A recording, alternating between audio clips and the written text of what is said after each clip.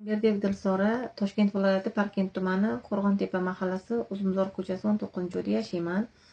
Bir necha kundan buyon ijtimoiy tarmoq orqali bizga bo'layotgan nohaqliklar, maishiy zo'ravonliklar, 18 yosh o'g'limni soxta order bilan qamatilganligi haqida ijtimoiy tarmoq orqali murojaat qilib, muhtaram prezidentimizdan, Ichki ishlar vazirligidan, Adliya vazirligidan, Bosh prokuraturadan yordam so'rab chiqyapman.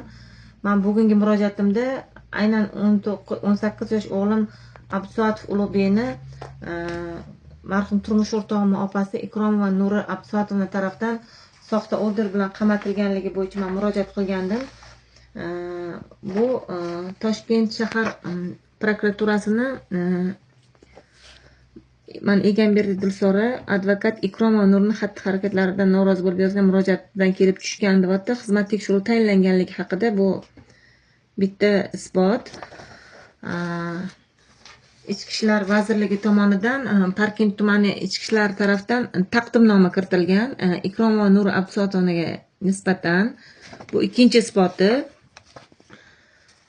Keyin manaki O'zbekiston Respublikasi Advokatlar palatasi Toshkent shahar hududiy boshqarmasi huzuridagi malaka komissiyasining majlisini bayonnomasida ko'chirma bu.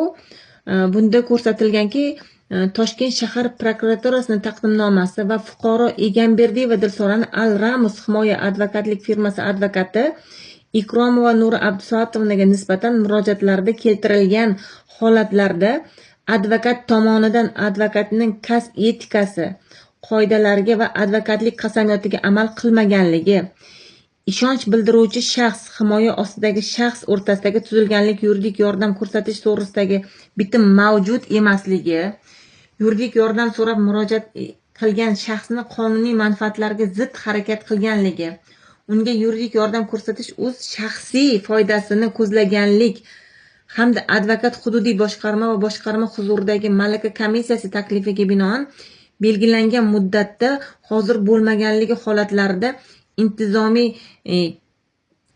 qilmish sodir etgan deb topilsin deyapti.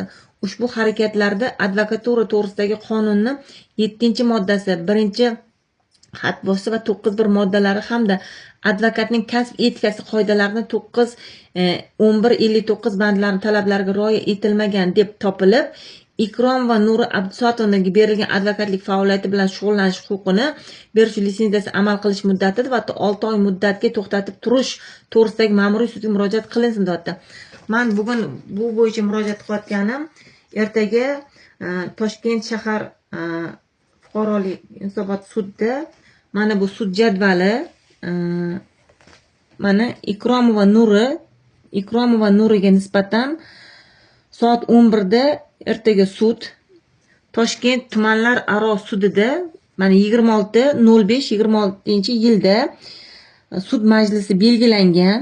Ikromova Nuri Abdusoatovni aynan o'g'limni soxta order bilan qamatganligi o'z isbotini topib, ertaga sud birinchi kuni bo'ladi. Men u bo'yicha ham sizlarga ma'lumot berib boraman.